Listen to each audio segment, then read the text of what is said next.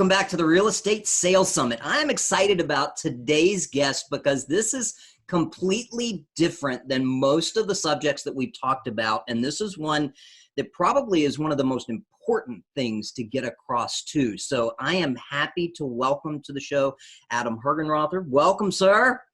Thank you very much. And I want to thank you for all the time and energy that you're putting into putting this on to add value to people that are out there, because not everyone understands the length and duration and the amount of commitment it takes to put these things on. So I just wanted to say thank you for everyone that's getting a chance to listen and benefit from what you put together. Absolutely. Hey, it's my pleasure. It is. Yeah, they don't see the 3, 4 a.m. mornings and 12 o'clock midnight nights. Everybody, right? Yeah, that's right. Yeah. That's right.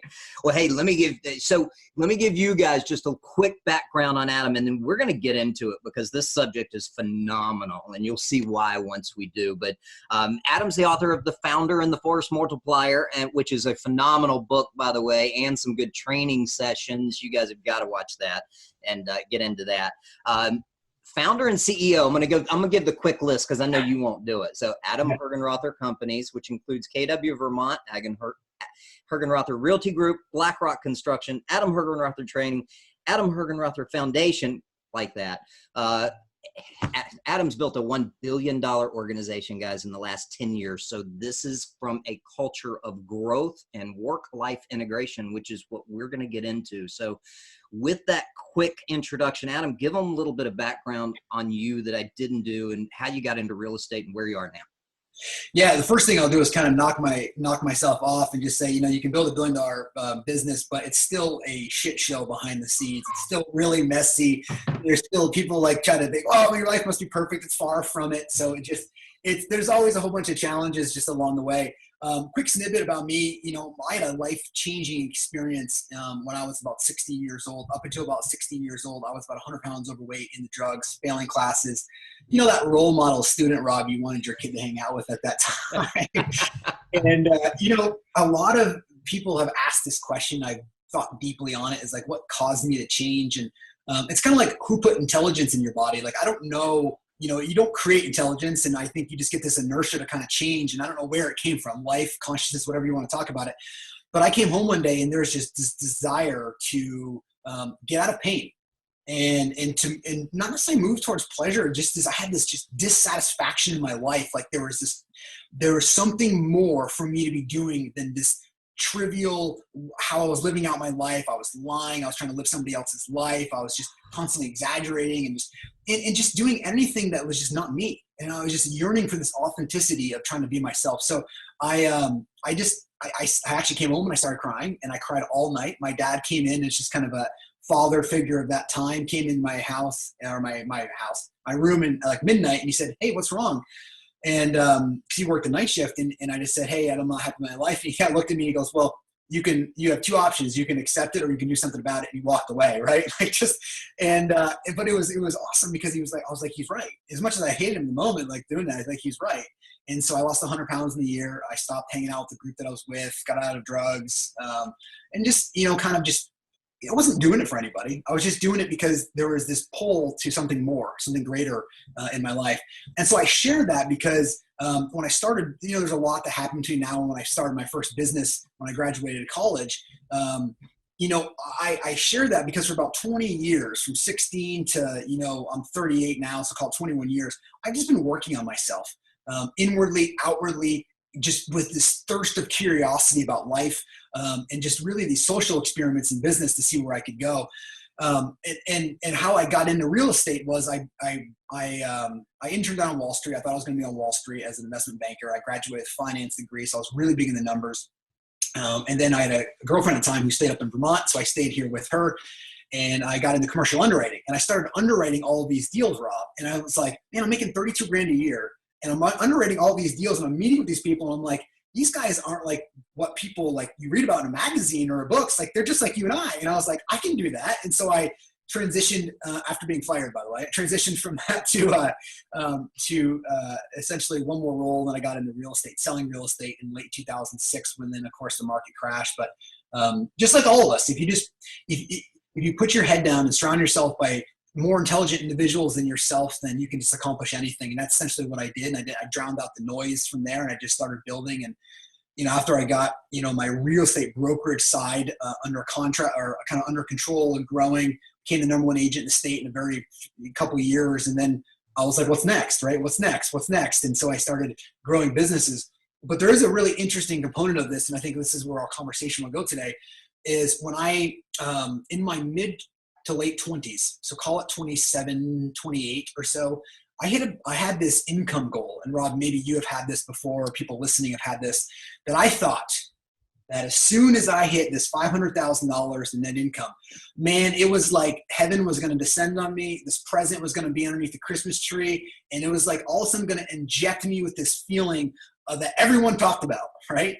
And I remember the day very clearly, because it was about 10 years. So it was like 16 to 26, 27.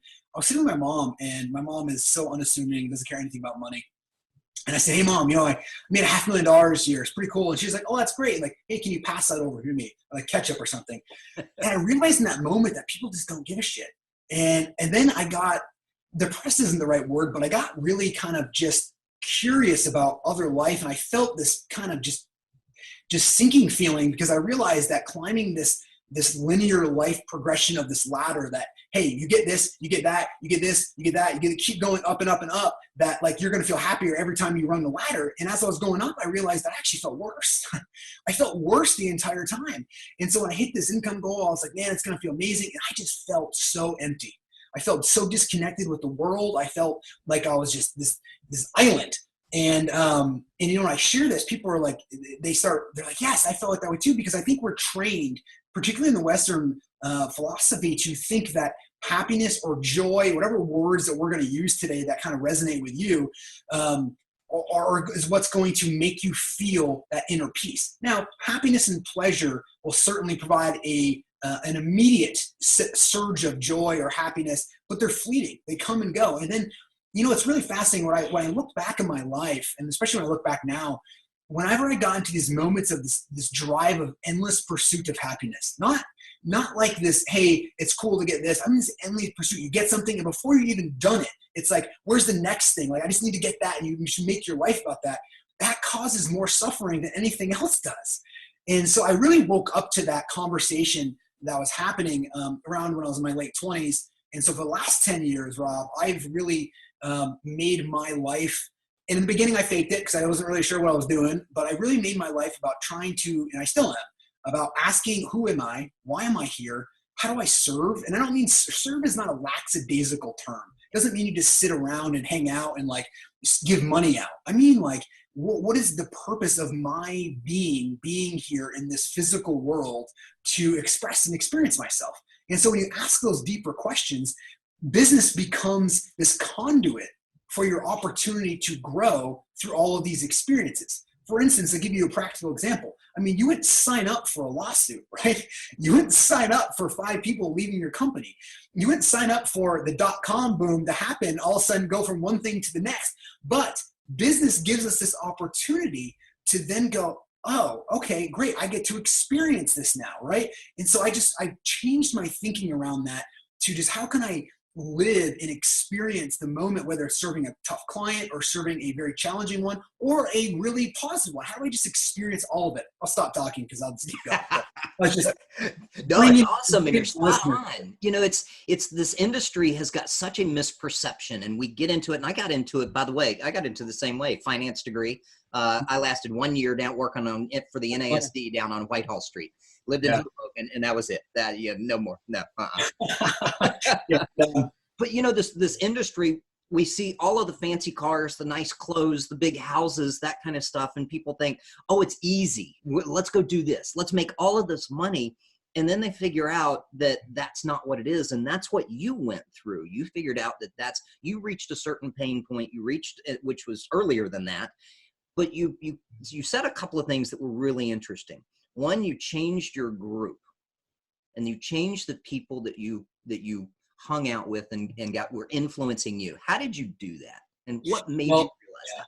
I'm glad you picked up on that. It's funny. There's a side story to that. 30 seconds. That when I stopped hanging out with those people, like the next day, I just literally, like, think about being a freshman, sophomore in high school. You just stop hanging out with your group of people. I was kind of just floating around. I didn't know really what to do.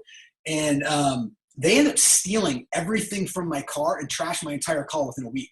Everything. It was so bad that my dad was in the parking lot with a gun in his car, and the police were there because they were threatening to like kill me and do all this stuff because they were that group of people, right? It was funny you bring that up. And I knew I'd made the right decision then, but what I did is I just knew that they were bringing me into, they were lost. They themselves, you have compassion for, they grew up in none of that's an excuse, but they didn't know, they couldn't understand their own thinking when I look back. And it's funny when I look, it's not funny, but several of them committed suicide, overdosed on drugs, just again, that path, because they could never get outside of that voice that telling what to do. So when I changed, I started getting into sports, which is why, I have this kind of love for endurance sports or just sports in general, in which our foundation is all about providing for kids in sports, because sports changed my life. I got into sports really heavily then, and it allowed me to lose weight. It gave me a sense of culture. It gave me a new group to be with. And so that was very powerful for me to understand that, hey, there is a whole bunch of different ways people think. And you don't have to allow the dogma of some group to control the way you're thinking. You have this right and this yearning to just go out there and be authentic. And I think people who are vulnerable in terms of not having to carry around this identity that they think they need to be and just be authentic in you is freeing for people to be around. And so that's why I took away from that group, and then I've kind of brought that into my life. Yeah. Well, you don't have to fake it once you become real, right? And then you don't have to have the lies that you said. Exactly. All the energy that goes around people, and you see this a lot in real estate, and you see this in a lot of sales professions in general. I've got to have this car. You built this abstract identity based on your thoughts, which thoughts is just an object. We don't go down that whole thing, but you built this model, an identity of yourself. And so then what you do is the strongest desire, Rob, is to hold that identity as tight as possible. And so if anything starts to get in the way of like, hey, you can't mess up my life, it's like nothing can touch this. And then the minute something shatters this, your entire world is gone. Instead of just letting it go. And look, you don't get something from life, you experience it. And death is one of our greatest teachers, because it'll show us instantly that it'll take everything you thought you had away in seconds. It makes us all equal. So it's not a morbid thought. It's a one that is extremely powerful to get us to ask the deeper questions of, how can we serve differently? The cool thing about going and asking these questions in your life isn't that you change what you do, it changes what part of you is doing it. And as you change what part of you is doing it, you no longer have this disturbance. When I sit down and chat with people who are, who have made significant amount of money, or people who are just starting out, really, if you're just honest with yourself, you're just trying to be okay. You're trying to get through your day, trying to not allow that disturbance that can pull you so much to be okay. That the reason why you're trying to do that is because you're trying to manipulate this world in illusionary by narrating it in your mind of how you think you're in control, how the world needs to be in order for you to be happy. So you've already set preconditioned experiences based on how and when you can be happy if something happens. But then, as we all know from experience, the minute that happens, you're on to the next one. Then you're on to the next one because you think, well, that'll make me happy. That'll make me happy. That's right. I call it like the being versus doing. And that whole doing part of the world is that whole egoic side. That will never end. It'll never, ever end in terms of what you can get. So understand that. But if you first be and then do, everything that you do just becomes an expression of who you are. Yeah. Absolutely. Spot on. So how do you integrate all of this into your daily life? I mean, you talk about the service part of it, but then at the same time, you're building $1 billion plus business and you're running that. Where's this integration? How do you, and I know there's no such thing as balance, but how do you balance it? Yeah. I mean, we look at it as work-life integration. And it's funny, 10 years ago, when I made the switch to kind of go inward about making other people, because in the beginning, it was about Adam. I was hubris. I was very selfish. I wanted money, and it was all about mercenary style, right? And that just all it did was cause me inner turmoil. And so I started making about other people. And that's funny. When I did that, my entire world started to explode in a good way, right? Like you attract better people. So we look at work-life integration as you can't separate it now, right? It's people are on, off. So we give people opportunities throughout the day to whether it's, we've got 60 employees between our organization, so we have no set hours. We allow this kind of integration to happen. So if they need to go visit their kid at 2:00 for 3 hours, they can. So we're a results-driven organization for all of this. Instead of trying to segregate things and make it possible, treat people like adults and allow them the flexibility and freedom. Because if you expect somebody to be on at 7:00, why can't they be off at 1? right? Sure. So we give them the freedom and flexibility to act like an adult and really focus on the results that need to get done in the organization so you can do it. And then allowing their creativity to do it and creating a safe environment. I don't mean like a physically safe environment. I mean safe for them to be themselves. And people need to hear that. Safe to be themselves. And the minute you do that, you allow this amazing creativity and expression from people who want to serve. So instead of giving somebody a task and saying, okay, I want you to open the door with your right hand and pull it out, and then step in with your right foot and do this, you're saying, okay, here's where we need to go, figure out how to do it. That's exactly right. And we keep people really focused to the results of it. So we call ourselves a results-driven organization. We allow people to fail. I think people love to use that term because it's sexy. Like, hey, we fail forward, we fail forward. And then all of a sudden when somebody is failing, they'll kind of throw their arms up and go, well, hold on, what's happening to me? And I go, what do you mean? They're like, well, something's going on. This is crazy. It's going on. I'm like, what do you mean it's going on? And they're like, well, I'm failing. I said, well, didn't you tell me you want to fail forward? And they're like, yeah, but I didn't want it to feel like this. It's like they want to fail forward as long as they can control the failure, right? That's right. That's right. But if you really want to be a fail forward organization, you got to be at peace with really allowing the organization to shape itself. Remember, the culture is not defined by you. It's defined by who the people you bring into your world. And culture isn't ping pong parties and free dogs or parties like that. Those are perks and benefits. Culture we believe our culture is a culture of productivity, results, and that we truly see business as this conduit to grow personally. I love that. So now you're back to the people that you surround yourself with, kind of like you were, what was that, 15, 20 years ago? Exactly. That's exactly right. Yeah. So how do you, when you're doing that, and just stay there for just a second, because I know that this is valuable, because people have all of these processes that they go through on hiring and finding people and looking at different stuff. What would be the top 1 or 2 things that you're looking at when you're talking to somebody that you're potentially going to hire and bring onto the team and bring into your culture? Sure.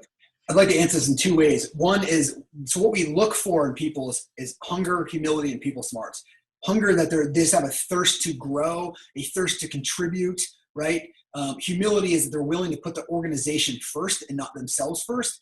And then people smarts is that they can have a conversation. They don't need to be charismatic. They don't need to be, the humor of the party, but they need to be able to relate to individuals and the team and their clients. So we look at those 3 components. But more importantly, one of the really distinctive things that I've noticed in my life is that when I've hired people, generally speaking, money and culture, one of those tips the scales for people. This is what I mean by this, Rob. So typically, like, if money tips the scales for you, meaning that you're going to be concentrated more on money than you are on culture. Now, I'm not saying one or less is less important. That's for you to decide. But when I've hired people who money tips the scales for them, guess what our conversation is? Never ending about money. Yeah. Now, I like to say that it's like 51% money and 51% culture, 49% money. So it doesn't mean they're not very close. I mean, so it's not like you're like 90% culture and 10% money. It's very close, 55, 45. But at the end of the day, I want people that tip the scales with culture. Tip the scales of they want to be part of what we're doing, part of our organization, because those people are going to last longer, have more loyalty, and be much more ingrained into what you're doing as an organization. And so when I look back in my life, the people that I've hired that are, we call them, joking around a little bit, like more mercenaries, which I was at some point, so I understand that. They're really money focused. I'm not saying it's right or wrong. You can build a very profitable company with mercenaries. Yeah. It's just you have to wake up one day and realize, how do I want to show up to work? Who do I want to be around? Just the question, you're going there. And it's more important for me to be around people that have culture, that also want to make money, who want to grow and want to contribute their money and however they want to do it. But what tips the scales for them is being part of something bigger. Yeah. Well, money allows you to serve more. Yes. And that's a different perspective when you just come at it as, oh, I want to buy the next car, the next house, or the next watch. Yeah. It's a different perception. And keep in mind, in this business, for you guys that are watching this, you are affecting people every day. You are serving just like Adam is doing. So go back to that piece. How much do you know? And I probably can guess the answer without asking, but I'm going to ask you, but how much do you know about the lives of the people that are on your team? Well, the short answer is a lot. I think the thing is sometimes when we sit down with people, we're getting a relationship, particularly with my key leadership, where you may or I may know more about them than their partner does. And it's that I used the word creating a safe environment. I mean, safe so they can be themselves. And sometimes people go home, they can't be themselves. Yes. And that's unfortunate. And so I want people, if they're spending so much time at work and being here and what we're doing, I want them to be themselves. And it may or may not be the right fit for me or them. That's fine. I will help them pack, right? But I want you to be yourself. If a relationship is going to end in a relationship with a spouse or a relationship in a business world, and it's going to end, we're going to do it. We've had beautiful experiences. I don't understand why people get so uptight about relationships moving on. They just move. Everything is in change. And so however, then people will say, well, why would I want to pour so much into a team member in real estate when it's such a transitory environment? And I'm like, because for 2 years, maybe this person's on your team and you change their life, you pour into them. Who do you think they're going to remember, right? Do you really need another car, right? Do you really need those things? But if you can change and transform somebody's life and get the monetary benefit while they're there with you, then man, you have an obligation to do so. And that's just how I've approached it. So we've gotten these deep, meaningful, radical conversations with our employees to really allow them to grow. And I care more about who they become than they do about anything else. Nice. Well, you're really getting to know somebody and they can talk with no filter around you and be honest, unlike going home. And a lot of times they do have to put a filter on depending on who's in the room with them, whether it's kids, spouse, whatever it happens to be. So that's awesome. So I want to go back to the spirituality piece of this. You know what's fascinating? Let me just comment one more thing on that. Yeah. We run a very deep, it's called Project U. It's a full year-long immersion course. Yes. We have people from entrepreneurs and different things. But here's my point on this. These people are very successful that are in this, monetary-wise. And we've created this safe environment. And let me tell you, every time we get together, that we're having a conversation, we do kind of these bi-monthly check-ins, there is a major problem in their life. And so one of the comments that I made to people, I said, thanks for everyone for sharing these major problems that are going on in your life. I want you to take this and realize if there is 25 people in this group, right? Think about how many people you run and there's 40% of them having problems. How many people in your life, goes back to getting to know your people, how many people in your world are also having problems that you have no idea about? Yeah. And so that's what it's amazing how many people are going through very tough challenges who think they've done something wrong because they're going through divorce, or they're having problems with their kids, or they're having problems with their marriage, or they're having problems financially. Something along these lines are happening. And if you get to know these people, you can really help them at the root of the problem. Instead of trying to water a leaf and getting a tree to grow, you go to the root and you can attack it. That's how you can transform. That's how business becomes this opportunity for people to transform their life. Yeah.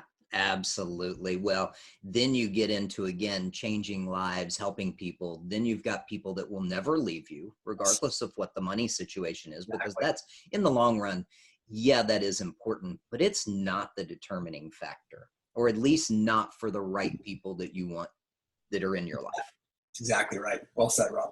Yeah. Yeah. Nice. And that's the same thing for an agent. Look at your clients. They have things that are going on. If you own a company, you own a company, you own multiple companies, your employees have things that are going on. The agents have things that are in your brokerage and your market center that are going on. Get to know what they are and help them.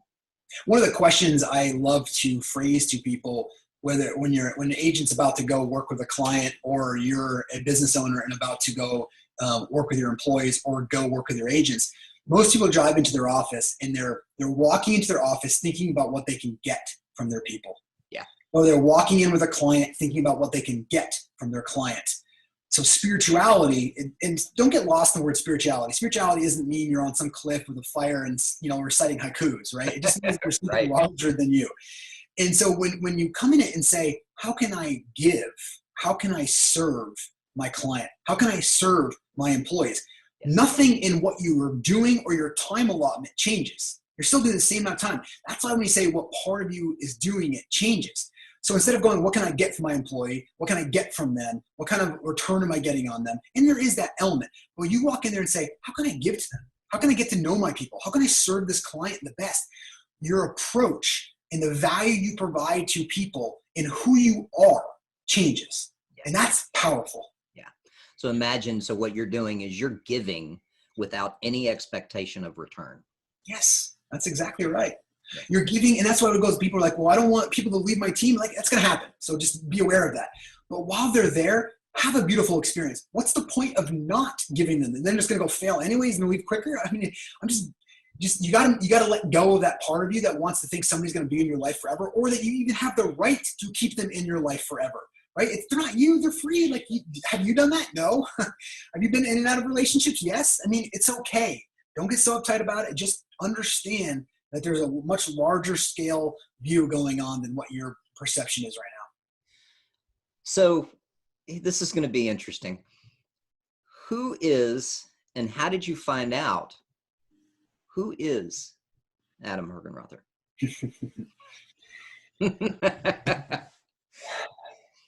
Love that question. I was doing an interview for breast cancer awareness, and they said, tell me who you are. And I said, all right. So I spent about 15 minutes, and I'll kind of do the same thing.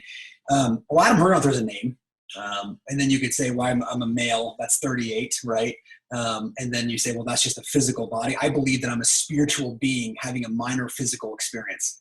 So therefore, I'm a spiritual being having a minor physical experience. I came from something. So death, the life, birth, and death is not an ending. It's a transformation of energy. And so just like a wave, a wave never is, when's the last time you saw a wave 6 feet above the ocean, right? Never. You don't. A wave is always part of life. It's always part of consciousness. And so the wave creates it and then crashes into the sand, and then the water comes back into it. There's never a different amount of water. It's always the same water. So we as a spiritual being manifest into this physical world. And as you manifest in this, the reason why you manifest into the physical world is to experiencing yourself, experiencing it. If you are the all-knowing, you can't experience it. So that's why you have the dichotomy of different things. So when you ask me who I am the one who is seated behind all of this, witnessing all of these experiences, from jealousy to anger to joy to excitement to pleasure to this world that we're experiencing. I'm seated in the root of consciousness, watching all of this happen, realizing that everything happens in the awareness of my own consciousness. And consciousness, I'm just a subset of the larger aspect, like the wave manifests itself individually from the ocean, but yet it's never not part of the ocean. And so I sit back there and watching this. The problem that people get in is they attach themselves to their thinking. They attach themselves to the emotions, and they believe that they are the emotions. Most people are reading a menu and thinking and mistaking that for life instead of actually eating the food. And so whether you believe me or disbelieve me is not the issue here, because if you believe me, that's still your mind telling you believe me. If you're disagreeing with me, it's still your mind telling you disagree with me. I would much rather have this thirst for hunger and curiosity to deepen your experience of actually eating. For instance, the way we talk to ourselves and narrate the world, right? Through the voice that's in our head. We all have it. It's all there. It just talks and doesn't shut up, really. It just keeps going. It would be like using that voice to try to explain to somebody what water tastes like. It's just this abstract idea that doesn't even come close to the experience of life. Because how can you describe what the coolness of water tastes? You can't. It's like trying to explain color to somebody who's never seen color before. None of that is going to happen. And most people, unfortunately, live their entire lives in this abstract world, getting their mind to agree or disagree, holding on to this visualization of who they think they are and what they're doing, which is why when you hear people say, wake up, or stop living the dream, all they mean is stop reading the menu, mistaking it for the meal. Start experiencing the meal and you'll experience life. So if somebody's in real estate, in the world of real estate right now, right? And they have all of these things that they're doing, how do they step back and find out who they are? Yeah. So they really can become all they can be. Yeah. Well, for one is just the awareness of this in itself, and understand that spirituality and growing inwardly is a sequential event, just like building a business, just like building a real estate career. All of it's sequential. Nothing really happens like overnight, whether you're building a company or you're going through all this stuff. Just like me, I said 10 years ago, I started on this really journey, but really it was 20 years ago. So I've been working on this. So when you hear me talk about this and use creative words to kind of even be signposts for somebody to maybe trigger something inside them, say, hey, I kind of like that idea. Let me explore that more. It's just me. It's still thoughts. It's still me sharing that, but hopefully these are signposts for it. So a couple things you can do. We use what's called like 3, 2, 1, relax. So for instance, just to take a simple example, you're camping and all of a sudden it's going to rain. You get all pissed off because it's raining. Well, you can't control the rain, right? So what you do is, instead of being all angry and having the little brother and big sister, which is your mind and your emotions, come together and pissing you off for the rest of the day and pissed off about how it's going to be raining, let that part go. 3, 2, 1, relax, get behind it. And when I say get behind it, what I mean is, typically when people see thoughts and images, they see them kind of in the front of them. There's a place that you can get to that, and maybe some of people have experienced this in different times, where you can actually start getting behind it. And it's called being more seated in the seat of awareness. So as you strengthen your ability to sit back there, you'll start to realize that all of these thoughts, all of these emotions are very translucent. They don't hold to you like the events used to.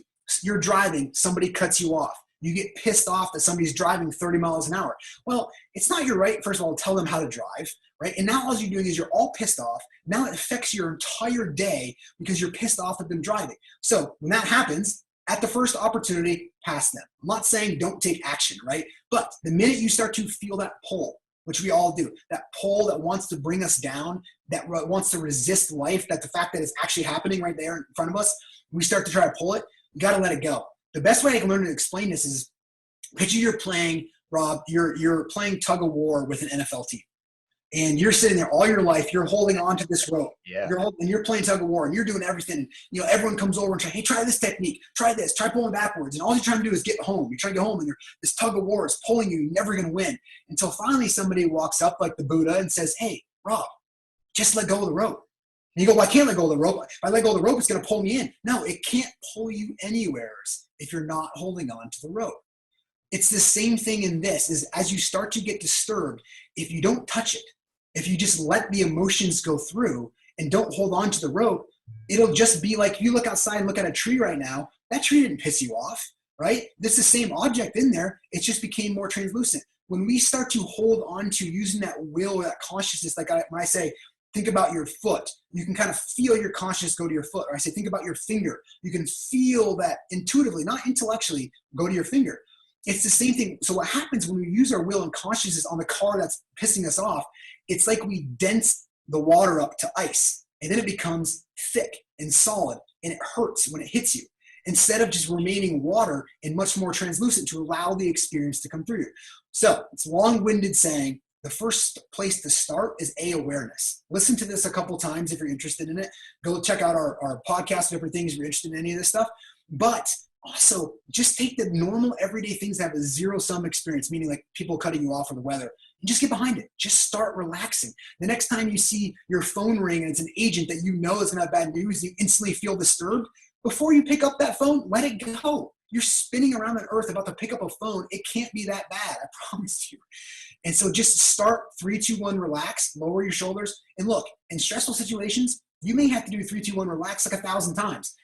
But each time it gets longer and longer and longer. And so you just naturally will start going through this process where what used to bother you no longer does. And that's how you know you're growing inwardly, where you can just go throughout your day, no matter what happens, you're not disturbed. There is a place you can get to inside, a feeling that nothing externally will ever be higher than what you already feel inside. The sun doesn't discriminate in whose it shines. This feeling isn't reserved for Siddha masters or yogis or the Dalai Lama.